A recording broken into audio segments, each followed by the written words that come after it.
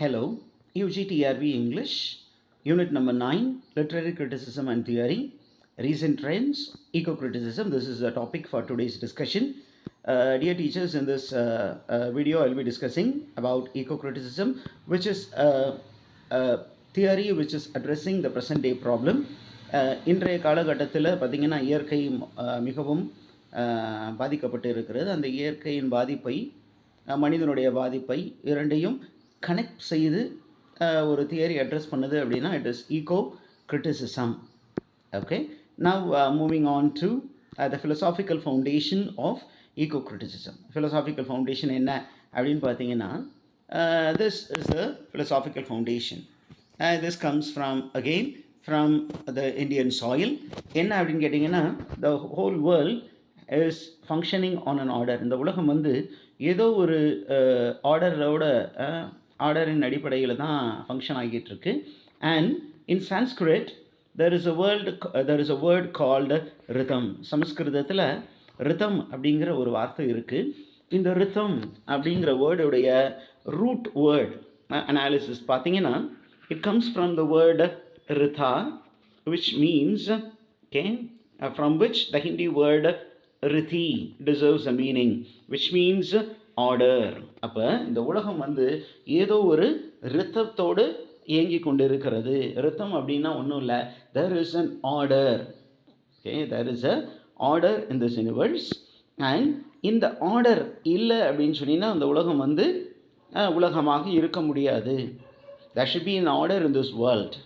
And what is that order அப்படின்னு கேட்டிங்கன்னா, when we think about universe என்று சொன்னால் it is nothing but nature, இயற்கை.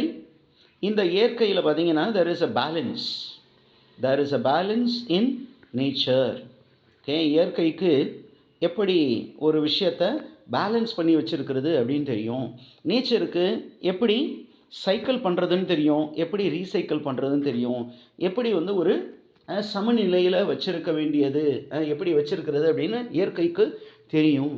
அண்ட் அந்த இயற்கையே எதன் அடிப்படையில் இயங்கிக்கிட்டு இருக்கு அப்படின்னு பார்த்தீங்கன்னா, it functions on energy. Okay, இந்த இயற்கைக்குள்ளே நிறைய ஆர்கானிசம்ஸ் இருக்குது. இதில் எந்த ஆர்கானிசமும் உயர்ந்தது இல்லை, எந்த ஆர்கானிசமும் தாழ்ந்தது இல்லை. All the organisms are vital to this particular nature. அதனால் in the nature there should be a symbiotic relationship. okay, there should be a symbiotic relationship. அப்படி யூனிட்டி அண்ட் டைவர்சிட்டி இருந்தே ஆகணும் அப்படிங்கிற ஒரு கட்டாயம் இருக்குது. அப்படி இருந்தால் தான் இயற்கை பேலன்ஸாக இருக்கும். Suppose if one organism dominates the other, then the order, the unity is broken. அப்புறம் பார்த்திங்கன்னா கேயோஸ் தான் இருக்கும், எப்பொழுதும் கலவரம் தான் இருக்கும், அமைதி என்பது இருக்காது, அமைதி சீர்கெட்டுவிடும். இப்போது coming to the Indian ethos, Indian cultural பேக்ரவுண்டில் பார்த்திங்கன்னா, ரிலீஜியஸ் ஸ்பிரிச்சுவல் பேக்ரவுண்டில் there is Advaita Vedanta which believes in oneness of all life. Okay, Advaita Vedanta அப்படிங்கிற அந்த வேதாந்தா அந்த ஹிந்துவிசத்தில் இருக்கக்கூடிய அந்த அத்வைத வேதாந்தா என்ன நினைக்குது அப்படின்னு கேட்டிங்கன்னா, that all life in the world is one. Everything in the world is connected with everything else. And in the particular concept is very, very important. The world is seen as a one family. இந்த உலகமே ஒரு குடும்பமாக பார்க்கப்படுகிறது அத்வைத வேதாந்தாவில். ஒரு குடும்பம். And இந்த ஒரு குடும்பத்திற்கான சமஸ்கிருத வார்த்தை என்ன அப்படின்னா வாசுதேவ குடும்பகம். வாசுதேவ குடும்பகம் என்பது அது. Now the entire universe is considered to be a living being. அதுதான் நெக்ஸ்ட் பாயிண்ட். இந்த யூனிவர்ஸை, இந்த பிரபஞ்சமே ஒரு லிவிங் பீயிங்காக பார்க்கப்படுகிறது. It is called Virat. புருஷ சூக்தா அப்படிங்கிற ஒரு டேர்ம் இருக்குது. நமக்கு தெரிய வேண்டியது இந்த டேர்ம் தெரிஞ்சுக்கணும். Universe is a living being. Okay, இந்த யூனிவர்ஸ், இந்த பிரபஞ்சமே ஒரு லிவிங் பீயிங் அப்படிங்கிறது. சரி, இதற்கு அடுத்தது நமக்கு ஏன்னா இந்தியன் சாயிலிருந்து இதை படிக்கிறோம். இப்போ மெயின் ஃபோக்கஸ் வந்து Indian spirituality, Indian religion, Indian ஃபிலாசபியை பற்றி தான் காம்படிட்டிவ் எக்ஸாம்ஸில் அதிகமாக இருப்பதனால் நம்ம இதையும் தெரிஞ்சு வச்சுக்க வேண்டியது. பகவத்கீதை பகவத்கீதை இந்த உலகத்தை பற்றி என்ன சொல்லுது அப்படின்னு கேட்டிங்கன்னா, இந்த உலகத்தில் எல்லாமே ஒன்றோடு ஒன்று இணைந்து இருக்கிறது. Everything is connected to one another and it is like one being. Okay, it is like one being. In Bhagavad Gita, Sri Krishna compares the world to a single banyan tree with unlimited branches.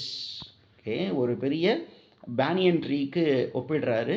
And இந்த banyan ட்ரீக்கு கணக்கில்லாத கிளைகள் இருப்பதாக அவர் இந்த உலகத்தை ஒப்பிட்டு பேசியிருக்காரு. Now this is another concept. என்ன அப்படின்னா, this is very vital to ecocriticism. என்ன அப்படின்னா, okay, we see the earth as the mother and whatever harm is done to the earth is equal to harm done to the mother. This is anthropocentric view of nature, to nature. Now earth is seen as a mother. அதுக்கு நம்ம example கொடுத்துருக்கோம். என்ன, அதர்வன வேதால 12:1-12ல் மாதா பூமி புத்திர அகம் புத்ரயோகா அப்படின்னு இருக்கு. அப்படின்னா earth is compared to a mother.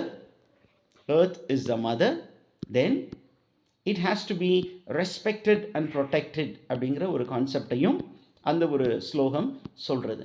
Now coming to the Greek world view, how does the Greek people look at the world? இந்த உலகத்தை எப்படி வந்து Greek people பார்க்குறாங்க அப்படின்னு கேட்டிங்கன்னா, this is where Western philosophy begins. Western philosophy begins with the Greeks, and the Greeks looked at nature with awe and wonder. அவர்கள் இயற்கையை எதோடு பார்த்தாங்க? அப்படியே ஒரு பிரமிப்போடு பார்த்தார்கள். எந்த விஷயத்தை பிரமிப்போடு பார்த்தாங்க அப்படின்னு கேட்டிங்கன்னா, particularly the elements of nature, இயற்கையில் இருக்கக்கூடிய அந்த எலமெண்ட்ஸை they looked at it with awe and wonder. சரி, வெஸ்டர்ன் ஃபிலாசபி எதை அதிகமாக ஃபோக்கஸ் பண்ணிச்சு அப்படின்னு கேட்டிங்கன்னா, they focused on the origin and nature of the physical world. இந்த உலகம் எப்படி உருவாகியது, what was the matter which was the base for the formation of the world. இந்த உலகத்தை படைக்கிறதுக்கு மூலப்பொருளாக எது இருந்தது அப்படிங்கிறது தான் அவங்களுக்கு ஃபோக்கஸாக இருந்தது. இந்த இந்த Greek philosophers particularly they were very much preoccupied with this concept. என்ன கான்செப்ட் அப்படின்னு கேட்டிங்கன்னா, த கான்செப்ட் ஆஃப் கியான். ரொம்ப ரொம்ப முக்கியமாக நோட் பண்ணி வச்சுக்கோங்க. த கான்செப்ட் ஆஃப் கியான் was from the Greek world. அங்கேருந்து தான் மற்ற ஐரோப்பா நாடுகளுக்கு இது ஏற்றுமதி செய்யப்பட்டது. இந்த concept went from Greek to the other world, to the other continents. The concept of Gyan அப்படின்னா என்னன்னு கேட்டிங்கன்னா, the earth is seen as a mother. Okay, and you have a very famous mathematician and philosopher by name Pythagoras. Okay, he advocated a kind of vegetarian mysticism, which means we should not harm anything in nature அப்படிங்கிறது Pythagoras உடைய concept. Now coming to the Christian R Islamic world view. ஏன் அப்படின்னு கேட்டிங்கன்னா, ஏன் sir ரெண்டையும் ஒன்றா போடுறீங்க அப்படின்னு கேட்டிங்கன்னா, they come from Judaic base, Judaic religions அப்படிங்கிறதுனால இஸ்லாம் கிறிஸ்டியானிட்டி ரெண்டையுமே ஒரு காமனாக பார்க்கலாம். என்ன அப்படின்னு கேட்டிங்கன்னா, according to Islam and Christianity, human beings were created in the image and likeness of God. Human beings எப்படி படைக்கப்பட்டார்கள்? கடவுளுடைய உருவிலும் சாயலிலும் படைக்கப்பட்டார்கள் அப்படிங்கிற ஒரு கான்செப்ட் இருக்குது. அடுத்தது என்ன அப்படின்னு கேட்டிங்கன்னா, God gives an instruction that human beings should nurture nature. This is called stewardship. கடவுள் என்ன பண்ணுறாரு? ஆதாம் ஏவாளை படைத்தார். ஆதாம் ஏவாளை படைத்து அவர்கள் அந்த சிங்கார வனத்தில் விட்டு என்ன சொல்கிறாரு, இங்கே படைத்திருக்க எல்லா பொருளையும் நீங்கள் தான் பார்த்துக்கணும் அப்படின்னு சொன்னார். ஆனால் இந்த ஸ்டேட்மெண்ட்டை மிஸ் அண்டர்ஸ்டாண்ட் பண்ணப்பட்டதோ அப்படின்னு இன்றைக்கி நம்ம யோசிக்க வேண்டியது இருக்குது. ஏன் அப்படின்னு கேட்டிங்கன்னா, நமக்கு கீழே தான் இயற்கை அப்படிங்கிற ஒரு எண்ணம் வந்து மனிதனுக்குள் ஆழமாக பதிந்து கிடக்கிறதுனால we try to tamper with nature அப்படிங்கிறது தான் மிஸ்இன்டர்பிரட்டேஷன் அப்படிங்கிற concept. Okay, the stewardship is not used properly. Now ecocriticism அது என்ன பண்ணுது அப்படின்னா, இன்றைக்கி நம்ம இயற்கையை என்ன பண்ணுறோம், பெரிய அளவில் பாதிப்படைய செய்து கொண்டு இருக்கிறோம். அந்த பாதிப்பு அடைய செய்வது தவறு என்று சுட்டி காட்டுவது ecocriticism. And this idea is represented in literary texts, okay, and in art forms. That is called eco criticism. Now eco criticismத்துக்கு வந்து எந்தெந்த மூமெண்ட் வந்து வழிவகுத்தது அப்படின்னு பார்க்க போகிறோம். Eco criticism had its roots in ecology. ஈகாலஜியிலேருந்து ஒரு ஆஃப் ஷூட்டாக வந்தது தான் ஈகோ கிரிட்டிசிசம். அதுதான் ஈகாலஜி தான் பேஸ். அதிலிருந்து ஒரு கிளை தான் eco criticism. Okay, now what is ecology? Okay, ஈகாலஜினா என்ன அப்படின்னு நம்ம பார்க்க வேண்டிய ஒரு கட்டாயத்தில் இருக்கிறோம். ஈகோ கிரிட்டிசிசம் அப்படின்னு ஈகாலஜி அப்படிங்கிற டேர்மை முதல் யார் பயன்படுத்தினா, ஈகாலஜி அப்படிங்கிற டேர்மை பயன்படுத்தியது யார் அப்படின்னு கேட்டிங்கன்னா, it is Ernst Haeckel. He was a German biologist and philosopher of the எவல்யூஷனை பற்றி ஆராய்ச்சி செய்து கொண்டிருந்தவர். அவர் என்ன பண்ணார், இந்த year 1876 he first used the term ecology. Okay, ecology அப்படிங்கிற வேர்டு எந்த லாங்குவேஜிலேருந்து வந்தது அப்படின்னு கேட்டிங்கன்னா, it came from the German language. ecology is derived from the German root oikology. Okay, it is derived from the German root ecology. And what did it mean? It meant biology. And biology, what did it do? Biology என்ன பண்ணுது அப்படின்னா, it studies the relationship between living organisms and their environment. Living ஆர்கானிசம்ஸுக்கும் அதன் சூழலுக்கும் சுற்றுச்சூழலுக்கும் உள்ள ஒரு ரிலேஷன்ஷிப்பை படிக்கிறது தான் biology. Now we move on to the next word. ஈகாலஜியை இன்னும் கொஞ்சம் ரூட் வேர்டு அனாலிசிஸ் பண்ணி பார்த்தோம் என்றால், எட்டிமாலஜி அப்படின்னு கேட்டிங்கன்னா, it is called root word study. இந்த root word study of ecology it comes from two roots, oikos plus logos. Oikos and logos. Oikos means house. ஆய்கோஸ்னா ஹவுஸ். ஓகே, இந்த word ரொம்ப ரொம்ப முக்கியமான word oikos. we will be dealing with it in the upcoming slide in detail. இன்னும் ஒரு சில ஸ்லைட்ஸில் நம்ம இதை பற்றி இன்னும் நல்லா பார்ப்போம். ஸோ ஈகாலஜி அப்படின்னு கேட்டிங்கன்னா, it is the knowledge of the household science. இந்த உலகமே நமது வீடு. இந்த வீடு வந்து ஒரு பர்டிகுலர் ஆர்டராக ஃபங்க்ஷன் பண்ணிக்கிட்டு இருக்கு. அந்த ஆர்டரை படிப்பது தான் ஈகாலஜி. நவ் ஈகாலஜியோடைய நேச்சர் என்ன அப்படின்னு கேட்டிங்கன்னா, ecology is interdisciplinary in nature. It is interdisciplinary in nature. அது வந்து ஒரு தனி டிசிப்ளின் இல்லை, அதோட நிறைய டிசிப்ளின்ஸ் கனெக்டடாக இருக்குது. என்னென்ன டிசிப்ளின்ஸ் இதோடு கனெக்டடாக இருக்கிறது அப்படின்னு நம்ம பார்த்தோம்னா, it is connected to physiology, உடல் சார்ந்த படிப்பு, தென் எவல்யூஷனரி பயாலஜி, தென் biology, okay, then genetics, then ethnology, then ecosystem. இது அனைத்தோடும் கனெக்ட் ஆனது தான் ஈகாலஜி. நவ் ஈகாலஜி நம்ம ஏற்கனவே சொன்னது தான் திருப்பி நம்ம சொல்ல வேண்டியது இருக்குது. ஏன் அப்படின்னு சொன்னிங்கன்னா, நம்ம இதை ஒரு புரிதல் வந்து நம்ம தேவைப்படுகிறது. என்ன அப்படின்னு கேட்டிங்கன்னா, ஈகாலஜி என்ன பண்ணுது, ஓகே, இந்த லிவிங் பீயிங்ஸுக்கும் நான் லிவிங் பீயிங்ஸுக்கும் உள்ள ரிலேஷன்ஷிப்பை படிக்குது. Okay, it studies everything as interconnected. The whole existence is interconnected. இந்த இயற்கையே ஒன்றோடு ஒன்று பிணைந்து இருக்கிறது என்று படிப்பது தான் ecology. And now the first law of ecology என்ன அப்படின்னு கேட்கலாம். The first law of ecology என்ன அப்படின்னு கேட்டிங்கன்னா, everything is connected to everything else. இந்த உலகத்தில் இருக்கிற ஒவ்வொன்றும் இன்னொரு விஷயத்தோடு தொடர்பில் இருக்கிறது. இட் இஸ் கனெக்டட் அப்படின்னு சொல்கிறோம். தென் இதிலிருந்து வரக்கூடிய ஒரு முக்கியமான ஒரு மூமெண்ட் என்ன மூமெண்ட் அப்படின்னு கேட்டிங்கன்னா, என்விரான்மெண்டலிசம். என்விரான்மெண்டலிசம் என்ன டைப் ஆஃப் மூமெண்ட் அப்படின்னு கேட்டிங்கன்னா, it is a political and ethical movement. And இந்த மூமெண்ட்டுக்கு வந்து மூல காரணமாக இருந்த ஒரு நபர் யார் அப்படின்னு கேட்டிங்கன்னா, இட் இஸ் ரேச்சல் கார்சன். அவர் ஒரு புத்தகம் எழுதினார். அந்த புத்தகத்தின் பெயர் சைலண்ட் ஸ்ப்ரிங். இந்த புத்தகம் வந்து அமெரிக்காவில் ஒரு பெரிய தாக்கத்தை ஏற்படுத்தியது அப்படின்னு சொல்லிட்டு நிறைய ஆய்வாளர்கள் சொல்கிறாங்க. என்ன அப்படின்னு கேட்டிங்கன்னா, இந்த சைலண்ட் ஸ்ப்ரிங் என்ன பண்ணியது அப்படின்னு சொன்னிங்கன்னா, அமெரிக்காவில் அக்ரிகல்ச்சரில் யூஸ் பண்ணப்பட்ட பெஸ்டிசைட்ஸ், அந்த பெஸ்டிசைட்ஸ் எப்படி இயற்கையை பாதித்தது அப்படின்னு ஒரு ஸ்டடி பண்ணி அவர் வந்து சப்மிட் பண்ணார்.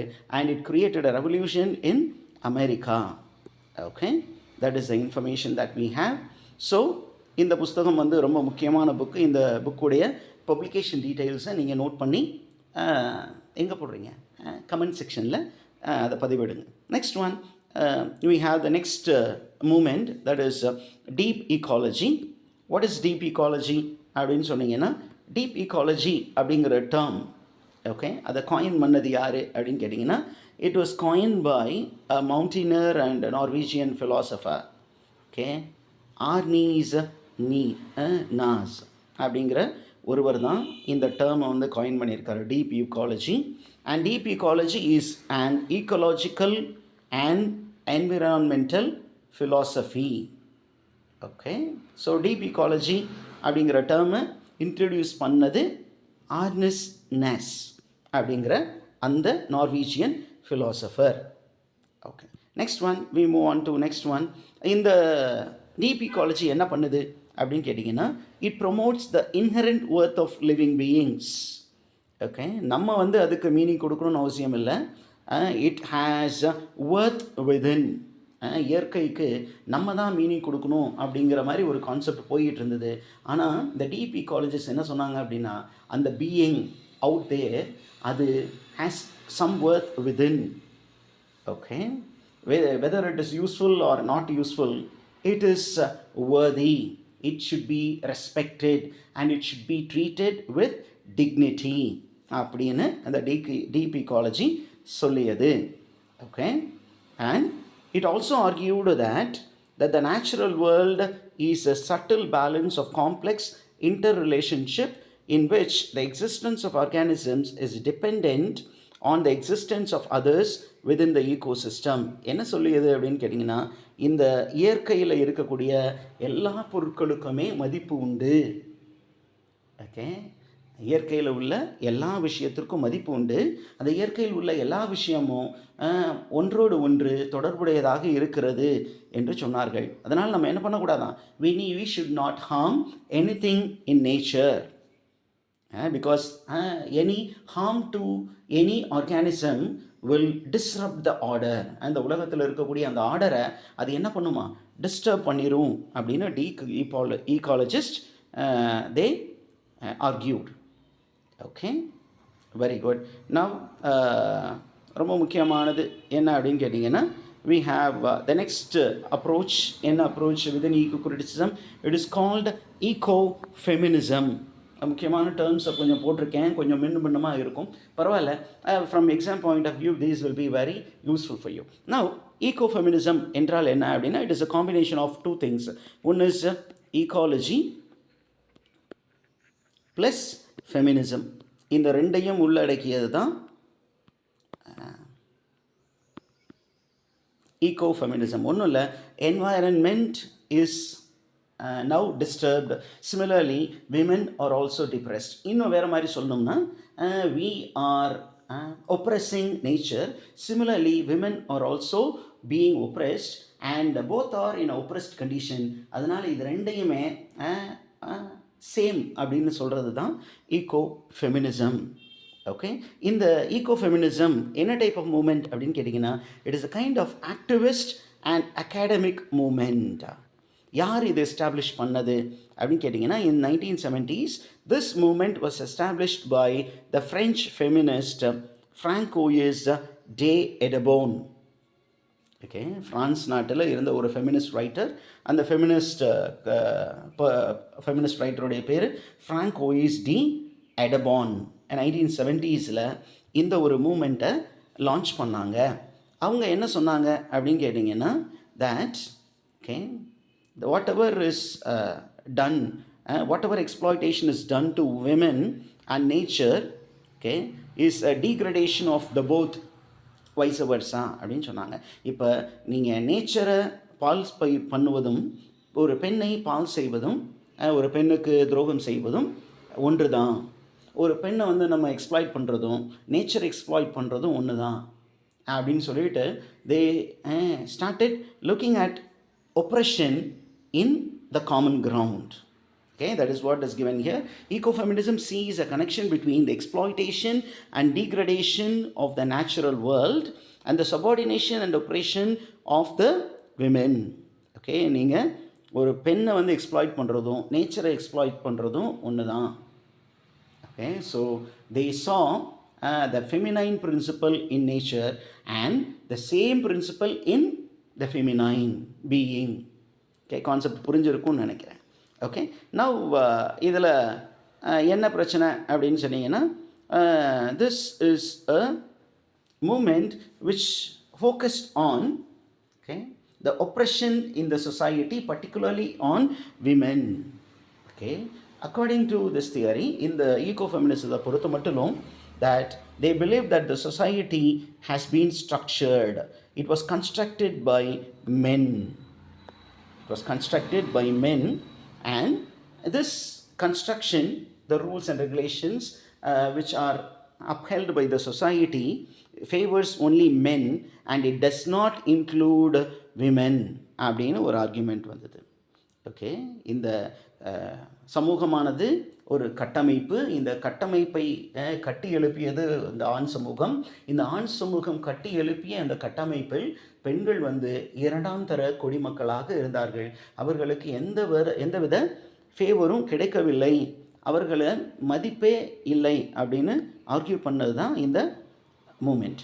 Now what are the tools in the hands of ecofeminism? Ecofeminism கையில் இருந்த டூல்ஸ் என்னென்ன அப்படின்னு கேட்டிங்கன்னா, ஃபெமினிசத்து கையில் இருந்த டூல் வந்து intersectionality. இன்டர்செக்ஷனாலிட்டினா, they saw oppression not coming from one quarters but from many quarters. Okay, பெண்களுக்கு மீதான ஒடுக்குமுறை அப்படிங்கிறது ஒரு ஏரியாவிலேருந்து வரல, பல கோணங்களிலிருந்து வருகிறது. இப்போ நமக்கு தெரிய வேண்டியது என்ன அப்படின்னா, ஒருவேளை நம்ம அந்த ஸ்லைடில் டிஸ்கஸ் பண்ணலை இருந்தாலும் நீங்கள் என்ன பண்ணணும் அப்படின்னா, you have to find out what is the meaning of intersectionality. நான் எக்ஸ்பிளைன் பண்ணிட்டேன். You just get deep into it and find out who coined the term intersectionality, when it was coined, in which book it was coined அப்படிங்கிற அந்த 3 விஷயங்களை நீங்கள் என்ன பண்ணணும், comment செக்ஷனில் நீங்கள் எதை ஃபைல் பண்ணணும். Okay, now according to intersectionality, the oppression is interconnected. Okay, எந்த விதத்தில் வந்து ஒப்ரெஷன்ஸ் வருதான்? Oppression in the form of race, racial oppression இருக்குது, கிளாஸ் ஒப்ரெஷன் இருக்குது, ஜெண்டர் ஒப்ரெஷன் இருக்குது, and oppression based on sexuality. Okay, so அவங்க என்ன ஆர்கியூ பண்ணாங்க அப்படின்னா, இது பெண்கள் மட்டும் இந்த மாதிரி ஒப்ரெஸ்ட் ஆகலை, there is similar oppression on environment also. பெண்களுக்கு மட்டும் இந்த ஒப்ரெஷன் இல்லை, இயற்கையும் பெண்களை போலவே ஒப்ரெஸ் பண்ணப்படுகிறது. It is also degraded, disrespected அப்படின்னு இந்த ஈகோஃபெமினிஸ்ட் ஆர்கியூ பண்ணாங்க. ஓகே, நவ் பர்டிகுலர்லி இந்த ஈகோஃபெமினிசம் அப்படிங்கிறது எந்த சைடில் ரொம்ப ஸ்ட்ராங்காக இருந்தது அப்படின்னா, it was very strong with black feminist. Okay, இன்னொரு ஃபெமினிசம் இருக்குது, type of feminism which overlaps. What is that அப்படின்னு கேட்டிங்கன்னா, it is called black feminism. Black feminism அப்படின்னு ஒரு ஃபெமினிசம் இருக்குது. அந்த சைட்லேருந்து வந்தது தான் இந்த ஈகோ ஃபெமினிசம் அப்படிங்கிற concept. Then we have another 2 sub-genres of eco-criticism. ஒன்று social ecology or eco-Marxism. What is social ecology or eco-Marxism அப்படின்னு பார்த்தீங்கன்னா, what did the social ecology argue? Social ecology claimed that all these environmental crises, நம்ம இயற்கையில் இருக்கக்கூடிய நிறைய பிரச்சனைகள் எதிலிருந்து வருது அப்படின்னு கேட்டிங்கன்னா, it is a result of the hierarchical organization of power and the authoritarian mentality rooted in the structures of our society. இன்றைக்கி நாம் சந்திக்கக்கூடிய சுற்றுச்சூழல் பிரச்சனை எதுலேருந்து வருது அப்படின்னா இந்த ஹையரார்க்கிக்கல் ஆர்கனைசேஷன், இந்த பவர் ஸ்ட்ரக்சரில் வருது. ஓகே, இதில் மேனை தூக்கி மேலே வச்சிடறோம், இயற்கையை தூக்கி கீழே வைக்கிறோம். அப்போ man tries to oppress nature. Okay, அப்படிங்கிற அந்த கான்செப்ட் இருந்தது. இதில் முக்கியமான திங்கர் யார் சார் அப்படின்னு கேட்டிங்கன்னா, it is Murray Bookchin. Okay, he is a political philosopher. He is a key thinker of social ecological movement. இந்த ரைட்டரை வந்து ரொம்ப கேர்ஃபுல்லாக பார்த்துக்கோங்க, நமக்கு தேவைப்படும். நவ் இதில் ஒரு முக்கியமான வேர்டு என்ன அப்படின்னு கேட்டிங்கன்னா, ஆந்த்ரோபோசென்ட்ரிக் ஆட்டிடியூட். இன்றைக்கி இருக்கக்கூடிய நிறைய என்விரான்மெண்டல் ப்ராப்ளத்துக்கு, இயற்கை பிரச்சனைக்கு, இயற்கை சார்ந்த பிரச்சனைக்கு மெயின் காரணம் என்ன அப்படின்னா, it is anthropocentric attitude of man. Man என்ன பண்ணுறான் அப்படின்னா, தன்னை முன்னிலைப்படுத்தி, okay, anthropocentric, man is a centre, other things are less important. Okay, மேனை வந்து he is the center, other things are periphery. அப்போ man has complete or absolute power, he can do anything with nature அப்படின்னு சொல்லக்கூடிய concept, அந்த attitude மைண்டில் இருக்கிறதுனால man என்ன பண்ணுறான், he not only harms nature, he also harms fellow human beings. Okay, அந்த concept இங்கே இருக்குது. நான் மார்க்சிசம்னா என்ன அப்படின்னு கேட்டிங்கன்னா, மார்க்சிசம்னு சொன்னாவே நமக்கு அந்த ரெண்டு பேர் ரொம்ப முக்கியமாக ஞாபகம் வச்சுக்கணும். என்ன அப்படின்னு கேட்டிங்கன்னா, one is Karl Marx, the other one is Friedrich Engels. இந்த ரெண்டு பேரும் ஒரு புக்கு எழுதுனாங்க. என்ன புக்கு அப்படின்னு கேட்டிங்கன்னா, தாஸ் கேபிட்டல். ஓகே, அது மார்க்ஸுடைய புக்கு. அந்த புக்கில் பார்த்தீங்கன்னா, he speaks about public property and private property. அதில் பார்த்தீங்கன்னா என்ன சொல்கிறார் அப்படின்னா, private property will be looked at as absurd, okay, as is slavery today. அன்னைக்கு பார்த்தீங்கன்னா அவர் வாழ்ந்த காலத்தில் ஸ்லேவரி அப்படிங்கிறத எதிர்த்து நிறைய மக்கள் குரல் கொடுத்துக்கிட்டு இருந்தாங்க. they were considering it to be something unjust. அப்போ என்ன சொல்கிறாரு, எப்படி இன்னைக்கு ஸ்லேவரி அப்படிங்கிறது ஒரு அப்சர்டு கான்செப்டாக தோணுதோ, in future private property will be also seen as meaningless action. அப்போ அவர் எதை பற்றி சொல்கிறார் அப்படின்னா, ப்ரைவேட் ப்ராப்பர்ட்டின்னு வந்துச்சுன்னா எக்ஸ்ப்ளாய்டேஷனுங்கிறது ரொம்ப அதிகமாக வரும், அதனால் ப்ரைவேட் ப்ராப்பர்ட்டி அப்படிங்கிற ஒன்று இருக்கக்கூடாது அப்படின்னு யார் சொன்னான், கார்ல் மார்க்ஸ். ஓகே, அதற்கப்புறம் நமக்கு ரொம்ப முக்கியமாக ஈகோ கிரிட்டிசிசத்துக்குள்ளார இருக்கக்கூடிய ஒரு சின்ன மூமெண்ட் என்ன அப்படின்னா, ஹைடெகேரியன் ஈகோ ஃபிலாசபி. ஹைடெகர் அப்படிங்கிற ஒரு திங்கர், அவர் ப்ரப்போஸ் பண்ண ஈகோ ஃபிலாசபி அப்படிங்கிற ஒரு கான்செப்ட். யார் இந்த ஹைடெகர் அப்படின்னு கேட்டிங்கன்னா, Heidegger is a German philosopher who lived between 1889 to 1976. And அவர் எழுதின ரொம்ப முக்கியமான ஒரு புக் என்ன அப்படின்னா, being and time. Okay, being and time. And இந்த புக்கு ரொம்ப இம்பார்ட்டண்ட்டான புக்கு. ஏன் அப்படின்னு கேட்டிங்கன்னா, he says that to be அப்படிங்கிறது அவர் சொன்ன ஒரு ஜெர்மன் வேர்டு வந்து தாசெயின். தாசெயின் means a state of existence. Is not just to exist but to show up and to be disclosed. To be அப்படின்னா என்ன அப்படின்னா, to show up and to be disclosed அப்படின்னா என்ன அர்த்தம், we need to be responsible citizens. We need to be responsible for the other. நம்ம என்ன பண்ணணும், மற்றவங்களுக்கு ரொம்ப ரெஸ்பான்சிபிளாக இருக்கணும், அடுத்தவங்களுடைய வளர்ச்சிக்கு நம்ம வித்துடுறவர்களாக இருக்கணும், அடுத்தவங்களுடைய கஷ்டத்திற்கு காரணமாக நம்ம இருக்கக்கூடாது அப்படின்னு இந்த மார்ட்டின் ஹைடெகர் சொன்னார். Okay, and he proposed a very important concept. என்ன concept, man is the shepherd of the being. Okay, இந்த மேன் அப்படிங்கிறது he is the shepherd of the very existence, he has to take care of everything அப்படிங்கிற ஒரு concept. இப்போ தான் நம்ம வந்து actual டாப்பிக்குள்ளே வர போகிறோம். இந்த மெயின் டாப்பிக்கை I will be taking up in the next video. Kindly keep வாட்சிங். அண்ட் ஃபார் யுவர் இன்ஃபர்மேஷன், நம்ம ஒரு டெஸ்ட் சீரீஸ் வந்து is in progress. Those who wish to join can join using the link which is given in the description box. Okay, அதில் என்ன sir schedule என்ன, எவ்வளோ fees அப்படிங்கிற எல்லா விஷயமுமே உங்களுக்கு இந்த டிஸ்கிரிப்ஷனில் கொடுக்கப்பட்டிருக்கு. 2வது நம்மளுடைய பிளேலிஸ்ட்டில் உங்களுக்கு தேவையான நிறைய வீடியோஸுக்கான informations. So kindly check the playlist and prepare well for the exam. All the very best. Thank you.